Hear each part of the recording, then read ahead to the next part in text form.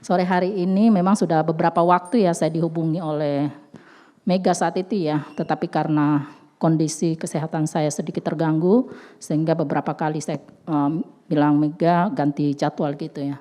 Dan pada kesempatan ini, terima kasih untuk kesempatan yang diberikan kepada saya untuk boleh sharing kebenaran firman Tuhan. Dan topiknya selalu menyangkut tentang kebijaksanaan. Iya ya, apa karena saya terlihat begitu bijaksana sehingga anak-anak muda di tempat ini memberikan topik ini, atau karena saya kurang bijaksana sehingga perlu banyak belajar untuk hidup bijaksana.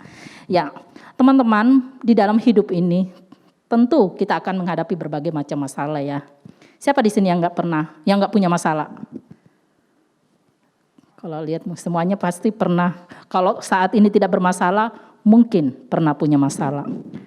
Dan teman-teman, saya katakan bahwa di dalam menjalani hidup ini kita akan terus diperhadapkan dengan masalah. Itu baru namanya hidup. Masalah yang satu selesai, datang lagi masalah yang baru. Dan kadangkala ketika masalah itu muncul, seperti apa respon kita? Kadang kita marah, kesal, bahkan kita merasa berputus asa di sana. Tetapi ingat bahwa seberapa banyak masalah yang kita hadapi, seberapa banyak masalah yang muncul di dalam hidup kita, mari kita menghadapinya dengan bijaksana.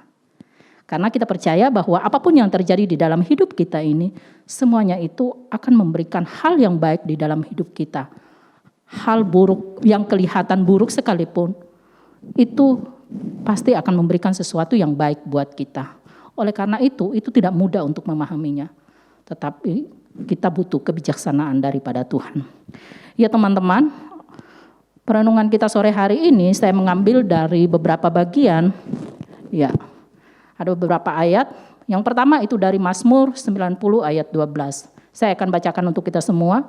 Ajarlah kami menghitung hari-hari kami sedemikian, hingga kami beroleh hati yang bijaksana.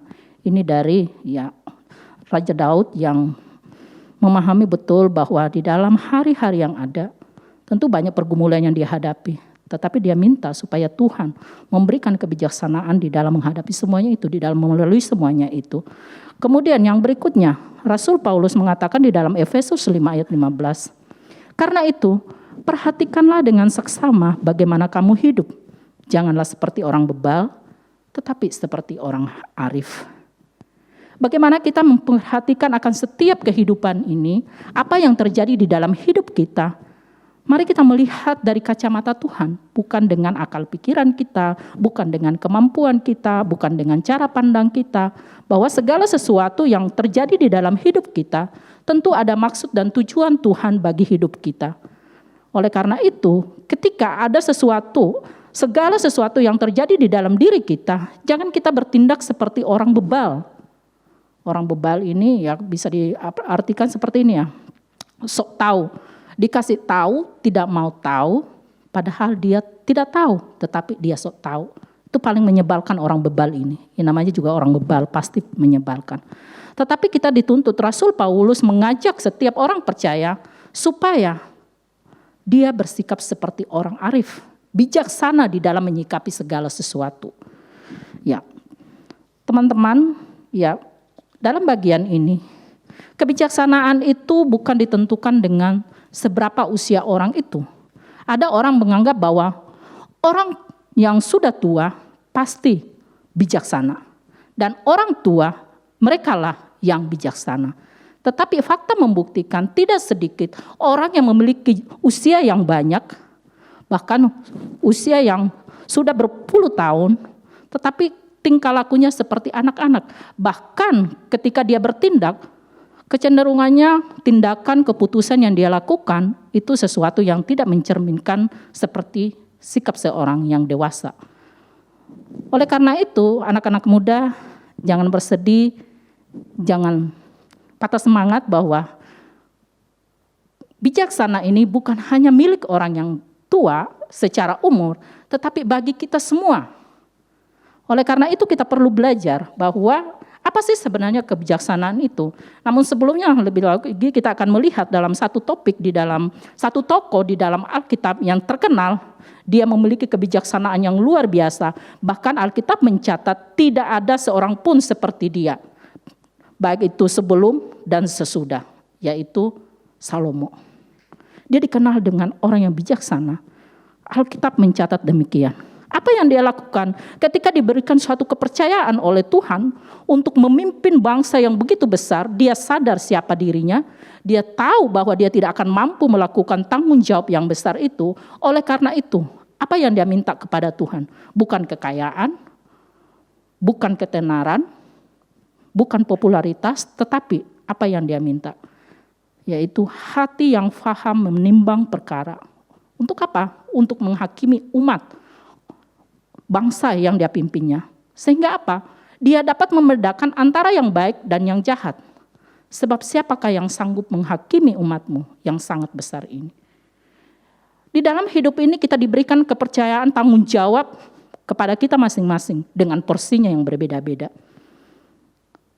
Kalau kita mengandalkan kekuatan kita, akal pikiran kita, pasti kita tidak akan mampu melakukan hal itu. Oleh karena itu kita butuh tuntunan Tuhan, bijaksana Tuhan untuk menolong kita. Sebelum lebih lanjut, kita akan melihat apa sih bijaksana itu. Kalau menurut Kamus Bahasa Indonesia, bijaksana adalah selalu menggunakan akal budi, yaitu pengalaman dan pengetahuan, arif, tajam pikiran, pandai, dan hati-hati dalam artian cermat, teliti, tepat di dalam menyikapi setiap keadaan dan peristiwa yang terjadi. Jadi orang bijaksana identik dengan orang yang tidak gegabah ya, orang yang tidak terburu-buru, tetapi orang yang tidak tergesa-gesa, tetapi bagaimana dia memikirkan lebih matang, lebih dalam, tindakan apa, keputusan apa yang harus dia lakukan. Dia benar-benar berhati-hati di dalam menyikapi setiap keadaan dan peristiwa yang terjadi. Nah, bijaksana secara umum tidak sekedar mempunyai kemampuan intelektual dengan IQ yang tinggi, artinya orang yang pintar secara akademik, tetapi juga mempunyai moral yang terpuji, yang cukup terlatih sehingga ia dapat diterima di lingkungan di mana ia berada. Ini secara pengertian kebijaksanaan secara umum. Artinya ya bukan hanya sekedar mempunyai kemampuan atau kecerdasan yang lebih daripada yang lain, tetapi dia juga memiliki moral yang terpuji. Moral yang terpuji ini ya itu dalam tataran masyarakat di mana dia berada. Tetapi ada yang kurang dalam bagian ini. Kita akan melihat seperti apa perspektif dari iman Kristen. Bijaksana itu bukan sekedar kemampuan berpikir dan yang membuat manusia disebut pintar, tetapi juga sikap percaya kepada Allah sebagai sumber bijaksana itu sendiri. Sikap percaya ini yang dikenal dengan iman. Jadi pengetahuan, kemampuan kita berpikir, pengetahuan yang kita miliki dengan iman, itulah yang menghasilkan kebijaksanaan bagi kita sebagai orang yang percaya. Jadi tidak cukup kita cerdas, tidak cukup kita pintar di dalam menyelesaikan setiap persoalan yang terjadi di dalam hidup kita, tetapi sejauh mana kita mempercayakan hidup kita kepada Allah yang menjadi sumber hikmat bagi kita itu sendiri, sumber bijaksana itu sendiri bagi kita. Oleh karena itu, orang yang bijaksana tidak identik dengan orang yang berpengetahuan tinggi, karena orang yang berpengetahuan tinggi belum tentu bijaksana. Dan orang yang bijaksana belum tentu berpengetahuan tinggi, tetapi orang bijaksana pasti cakap dalam menghadapi segala sesuatu. Ya kadang-kadang ya kalau kita melihat apa yang dipertontonkan di dalam media massa saat ini, di dalam menghadapi sebuah kasus yang begitu besar, kita melihat satu keluarga yang begitu sederhana. Kalau kita melihat sepintas bagaimana mereka bijaksananya di dalam menyikapi setiap perkara yang ada. Dan saya sangat mengagumkan dibandingkan dengan orang yang memiliki jabatan, orang yang memiliki kekuasaan, orang yang memiliki kedudukan. Jauh lebih tidak terpuji perilakunya dibandingkan dengan orang yang sederhana ini. Oleh karena itu, dalam bagian ini, orang yang bijaksana belum tentu berpengetahuan tinggi, tetapi orang bijaksana pasti cakap dalam menghadapi segala sesuatu. Dan bukan hanya sampai di situ, mampu melihat hidup ini dari sudut pandang Allah, dan kemudian mengetahui apa yang harus dilakukan. Tentu tindakan yang dilakukan dalam hal ini bukan tindakan yang sesuai dengan norma-norma yang berlaku saat itu, norma-norma yang berlaku di dalam masyarakat itu, tetapi segala sesuatu yang sesuai dengan kehendak Tuhan. Apa itu kehendak Tuhan? Ya kalau kita, siapa yang mengikuti kakak? Kebetulan pembahasan saya sudah sampai kepada mengetahui kehendak Tuhan. Kehendak Tuhan itu ada dua. Kehendak Tuhan secara umum yaitu segala sesuatu apa yang tertulis di dalam firman Tuhan ini yang seharusnya dilakukan setiap orang percaya. Itulah yang dikenal dengan kehendak umum. Tetapi ada lagi kehendak Tuhan secara spesifik, secara pribadi kepada kita masing-masing. Contohnya seperti apa? Memilih pasangan, saya akan menikah dengan siapa? Saya akan memilih jurusan apa dalam bidang pendidikan? Ketika masuk dalam dunia kerja, saya akan mengambil pekerjaan bagian mana? Dan lain sebagainya. Dan itu butuh kebijaksanaan Tuhan untuk menuntun kita. Apakah keputusan demi keputusan yang kita lakukan itu sesuai dengan apa yang Tuhan mau? Atau hanya berdasar pada keinginan kita sendiri? Nah teman-teman, saya pikir semua orang ingin hidup bijaksana, punya kebijaksanaan. Tetapi tidak semua orang di dalam hidupnya hidup bijaksana. Karena apa? Banyak faktor yang mempengaruhi. Ada beberapa faktor, ada 3 faktor yang yang menjadi penghambat seseorang untuk hidup bijaksana. Yaitu sosial. Kalau kita memperhatikan di dalam Amsal, ya Amsal pasalnya yang ke-13 ayat 20 ya. Demikian firman Tuhan. Siapa bergaul dengan orang bijak menjadi bijak, tetapi siapa berteman dengan orang bebal menjadi malang. Kegagalan yang membuat kita gagal untuk hidup bijaksana seringkali oleh karena pergaulan kita. Dengan siapa kita bergaul akan juga menjadi salah satu faktor penentu apakah kita bijaksana atau tidak. Ini Alkitab yang mencatat bahwa pergaulan yang buruk, ya kalau di dalam di dalam 1 Korintus 15 ayat 33 ya, jangan kamu sesat, pergaulan yang buruk merusak kebiasaan yang baik.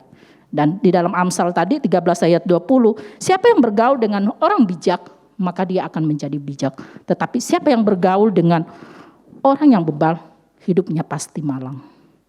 Oleh karena itu sebagai anak-anak muda, ya khususnya mungkin yang sedang berencana atau berkeinginan untuk mencari teman hidup, mulai sekarang selektif di dalam memilih pasangan hidup. Jangan hanya kelihatan luarnya saja, yang penting ganteng, keren, dan apalagi ya, tidak malu-maluin kalau kita bawa ke undangan. Pokoknya yang terbaik deh, tanpa kita memperhatikan aspek yang terpenting di dalam hidup kita. Oleh karena itu, karena apa? Ketika kita salah bergaul, kita sendiri yang akan rugi. Ketika kita bergaul dengan orang-orang yang memiliki karakter yang tidak baik, lambat laun karakternya yang tidak baik itu akan berpindah kepada kita.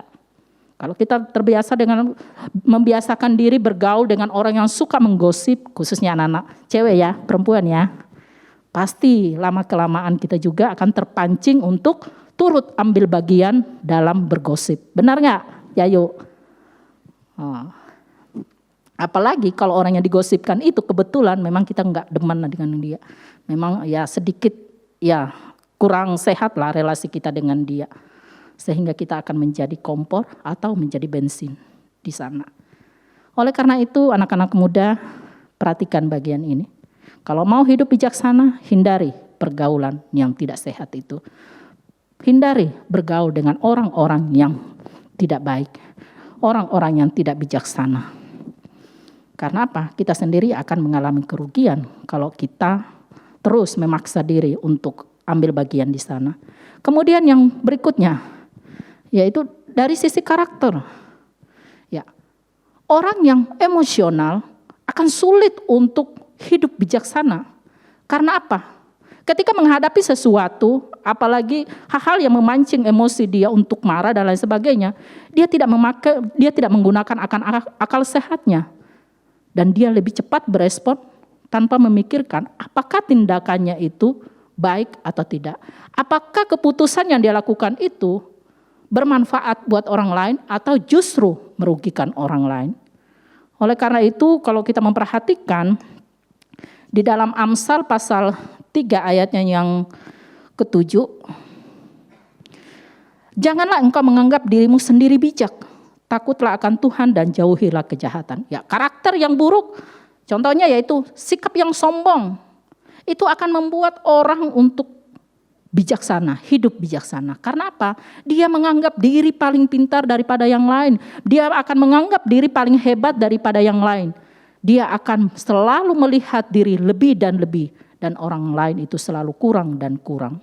Tentu karakter yang demikian pasti tidak menunjukkan hidup yang bijaksana. Kemudian di dalam Amsal ya pasal 15 ayat 15 sampai 16 ya dikatakan di dalam pasal 12, jalan orang bodoh lurus dalam anggapannya sendiri, tetapi siapa mendengarkan nasihat ia bijak. Bodohlah yang menyatakan sakit hatinya seketika itu juga, tetapi bijak yang mengabaikan cemooh. Ya, kalau kita menghadapi satu orang yang sangat menyebalkan bagi kita, kecenderungan kita apa? Ketika dia terus nyaut sama kita ya, kita ngomong dia saut, dia jawab lagi. Kita ngomong dia sautin lagi. Itu kadang-kadang kecenderungan kita terpancing untuk mau ikut emosi. Atau ada kenyamanan di dalam diri kita diusik oleh orang lain. Itu juga membuat kita untuk kadang tidak menggunakan akal sehat kita. Kita cenderung menyatakan sakit hati kita pada saat itu. Tetapi orang-orang yang demikian, dia akan sulit untuk hidup bijaksana di dalam kehidupannya.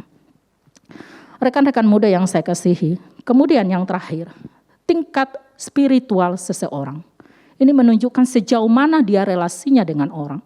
Semakin relasi orang itu jauh daripada Tuhan, maka di sana dia akan sangat rentan untuk tidak hidup bijaksana. Karena apa? Karena hidup bijaksana itu sendiri sumbernya daripada Tuhan. Kalau dia tidak dekat pada sumbernya, bagaimana dia bisa mampu untuk hidup bijaksana?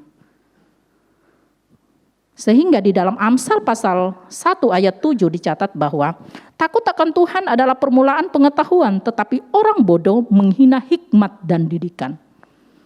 Dia tidak mau memperhatikan apa yang menjadi ketetapan-ketetapan Tuhan. Apa yang menjadi kehendak Tuhan. Apa yang seharusnya dia lakukan.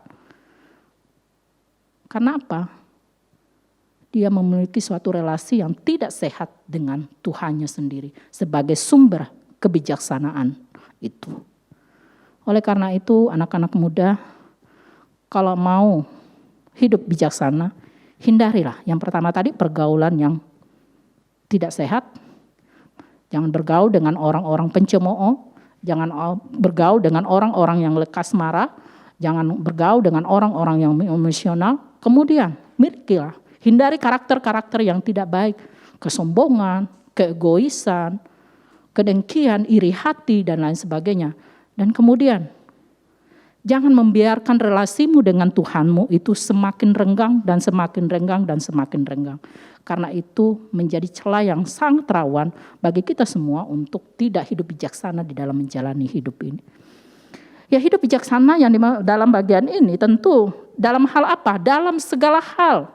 Dalam menggunakan waktu, menggunakan uang yang ada pada kita, menggunakan kepintaran, talenta dan lain sebagainya. Kita butuh kebijaksanaan. Kita perlu bijaksana di dalam mengelola semuanya itu. Di dalam relasi kita dengan orang lain, di dalam kita berkeluarga, di dalam kita dunia pekerjaan, kita semua perlu bijaksana di dalam melakukan segala sesuatu yang kita jalani di tengah-tengah dunia ini.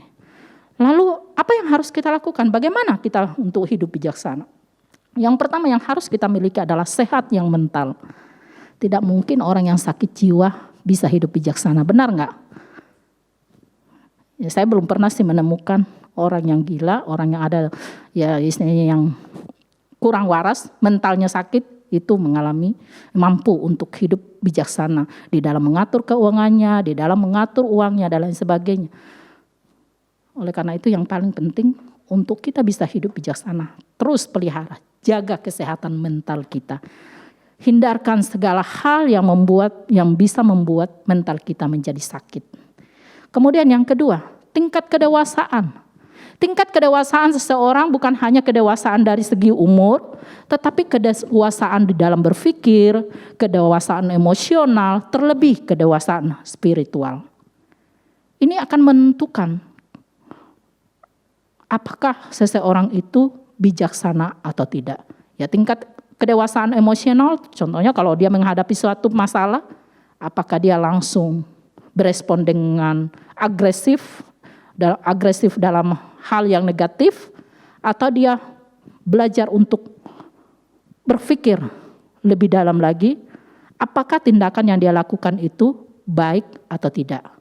Apakah tindakan yang dia lakukan itu tepat atau tidak. Mungkin tujuannya baik, tetapi kadang-kala caranya yang kurang tepat, yang kadang-kadang membuat kita kelihatannya kurang bijaksana. Oleh karena itu, ya ini tidak mudah ya teman-teman. Apalagi ya saya sendiri rasakan ya, di dalam hidup ini kok kadang saya ini sendiri dengan diri saya gitu ya. Saya tahu kebenaran, tetapi kenapa sulit sekali untuk melakukan kebenaran itu. Khususnya dalam hal penguasaan diri. Apalagi kalau kita sudah pulang kerja dari kantor, kita udah capek seharian kerja, nyampe di rumah, lihat anak yang uring-uringan, aduh rasanya itu gimana gitu ya. Ya mungkin teman-teman belum ngerasainnya karena belum punya pengalaman ya. Ya pasti Pak Gelen, Pak Netsen dan saya tahu akan situasi yang demikian.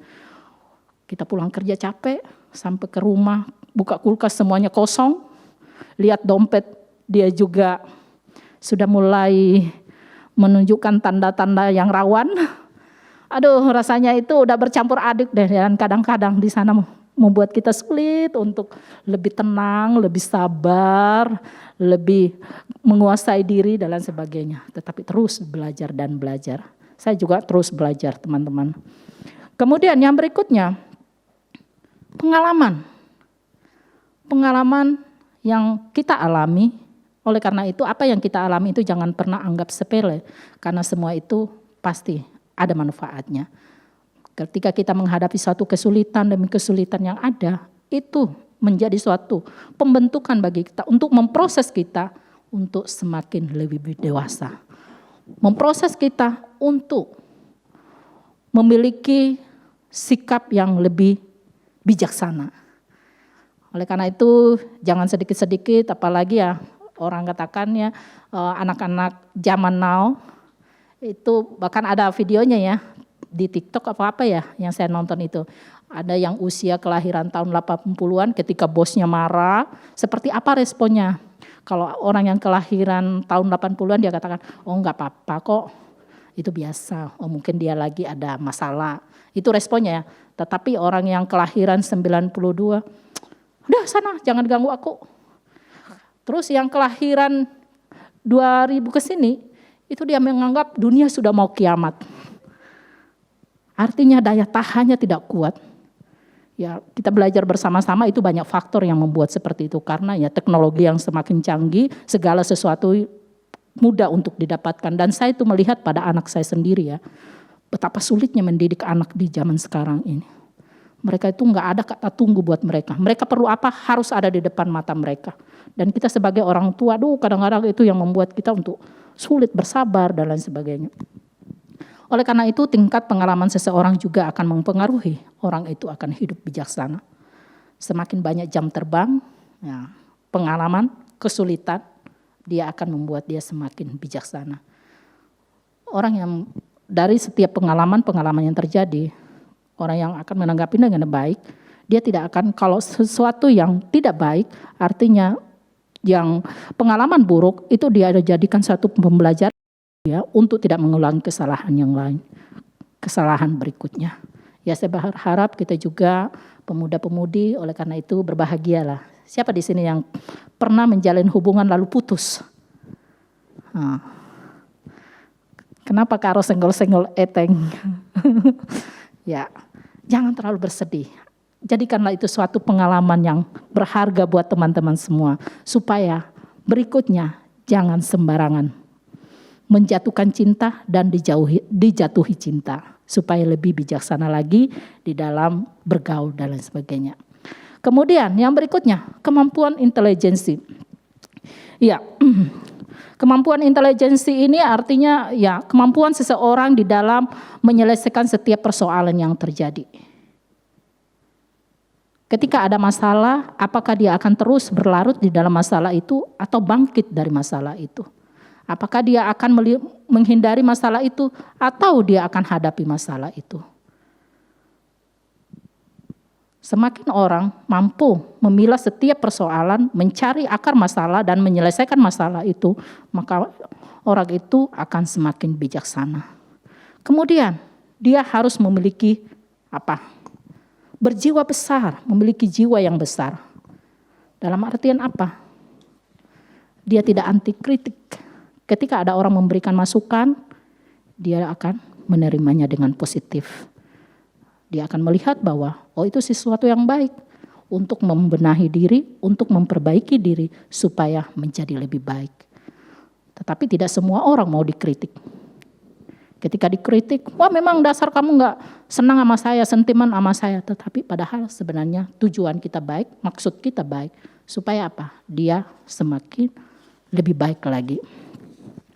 Kemudian yang berikutnya, yaitu rasa syukur. Rasa syukur yang harus kita miliki. Ya, kita belajar untuk selalu bersyukur dan menikmati apa yang ada pada kita. Rasa syukur ini akan menghindarkan kita dari sikap iri hati, cemburu sosial, ketika kita melihat kelebihan orang lain, kita tidak cemburu, kita tidak iri hati dan lain sebagainya. Kemudian, sikap rasa syukur ini juga akan menolong kita untuk lebih tenang di dalam menjalani hidup ini. Walaupun mungkin saat ini hidup kita kurang baik-baik saja. Tetapi dengan ada rasa syukur, kita percaya bahwa Tuhan tetap ada bersama dengan kita. Kita mensyukuri segala sesuatu apa yang ada pada diri kita. Kemudian berikutnya, bagaimana untuk hidup bijaksana? Nah, ini kalau itu tadi hal-hal yang umum ya. Sekarang, bagaimana kita sebagai anak-anak Tuhan? Yang paling penting yang harus kita miliki untuk memiliki hidup bijaksana di dalam menjalani hidup ini, yaitu kita harus hidup takut akan Tuhan. Hidup takut akan Tuhan adalah menjauhi yang jahat, melakukan yang baik. Hidup takut akan Tuhan, menghormati Tuhan, yang membuat kita terhindar dari hal-hal yang jahat, tidak terjerumus pada hal-hal yang tidak dikehendaki oleh Tuhan. Ya tadi di dalam Amsal ya pasal yang 1 ayat yang ke-7, takut akan Tuhan adalah permulaan pengetahuan, tetapi orang bodoh menghina hikmat dan didikan. Lalu di dalam Mazmur pasal 25 ya ayat 12, siapakah yang takut akan Tuhan? Kepada Tuhan menunjukkan jalan yang harus dipilihnya. Kenapa kita harus hidup takut akan Tuhan? Karena Tuhan sendirilah adalah sumber bijaksana itu. Dan barang siapa yang takut akan Tuhan, Tuhan akan memberitahukan jalannya kepadanya. Tuhan akan menyatakan apa yang menjadi kehendak Tuhan di dalam hidupnya. Kemudian di dalam Mazmur 119 ayat 8, perintahmu membuat aku lebih bijaksana daripada musuh-musuhku, sebab selama-lamanya itu ada padaku. Perintah Tuhan, ketika kita hidup takut akan Tuhan, maka kita akan melakukan apa yang menjadi kehendak Tuhan. Oleh karena itu teman-teman, biarlah kita belajar untuk terus hidup takut akan Tuhan. Kemudian bukan hanya sekedar hidup takut akan Tuhan, melakukan apa yang Tuhan mau, tetapi membangun relasi yang indah dengan Tuhan. Tadi saya katakan bahwa jangan membuat relasimu dengan Tuhan semakin renggang dan renggang, karena di sana akan membuat kita tidak hidup bijaksana. Dan belajar rendah hati. Mau diajar, mau dididik, mau ditegur. Sabar ketika menghadapi suatu persoalan. Jangan mengeluh, jangan putus asa, tetapi belajar untuk sabar dan hadapi setiap persoalan itu. Nah, teman-teman, kenapa kita harus hidup bijaksana? Karena dengan hidup bijaksana, maka kita akan mengenal siapa diri kita sebenarnya. Kita akan tahu bahwa kita ini adalah ciptaan Tuhan. Kita diciptakan oleh Tuhan dengan maksud dan tujuan yang Tuhan inginkan di dalam kehidupan kita. Sehingga melalui hidup kita tidak menghina diri kita, tapi kita mensyukuri apa yang Tuhan berikan di dalam diri kita. Sehingga dengan mengenal diri, kita pun bisa mengenal orang lain. Lalu yang kedua, kita menghargai orang lain. Dengan hidup bijaksana, kita tidak akan menganggap remeh orang lain, menghina orang lain. Tetapi kita akan menghargai orang-orang yang ada di sekeliling kita. Dan dengan hidup bijaksana akan menolong kita untuk bertanggung jawab. Sebagai ciptaan Tuhan, kita bukan hanya dihadirkan Tuhan di tengah-tengah dunia ini untuk hadir begitu saja, tetapi ada tanggung jawab yang Tuhan berikan kepada kita. Hidup ini bukan hanya menyangkut kehidupan yang ada sekarang ini, tetapi menyangkut kekekalan. Oleh karena itu, di dalam kehidupan kita dituntut untuk menjadi berkat bagi banyak orang, melakukan apa yang Tuhan inginkan, mengerjakan apa yang Tuhan mau. Kemudian bertindak dengan tepat. Orang yang bijaksana akan mengambil keputusan, akan bertindak dengan tepat pada waktu yang tepat kepada orang yang tepat, dengan cara yang tepat, dengan kebijaksanaan yang ada dalam diri kita. Dan yang terakhir tentunya memuliakan Tuhan dan menjadi berkat bagi sesama. Dengan hidup bijaksana akan menolong kita, hidup kita akan memuliakan Tuhan melalui kehidupan kita dan menjadi berkat bagi banyak orang. Nah, teman-teman, ini yang terakhir. Hidup kita dikatakan bermakna bukan dari seberapa lama kita hidup, tetapi nilai-nilai apa yang kita isi dalam hidup ini. Apakah kita sudah mengisinya dengan bijaksana? Atau dengan apa kita mengisi hidup ini? Biarlah ini menjadi suatu pertanyaan yang menjadi perenungan sekaligus buat kita untuk mengevaluasi, mengoreksi diri kita. Apa yang sudah kita kerjakan? Apa yang sudah kita lakukan selama kita hidup di tengah-tengah dunia ini? Apakah kita sudah hidup bijaksana atau kita hidup semaunya? Ingat bahwa hidup ini hanya sementara. Selagi Tuhan masih memberikan kesempatan buat kita semua, marilah kita menjalaninya dengan bijaksana. Mari kita berdoa untuk kebenaran firman Tuhan.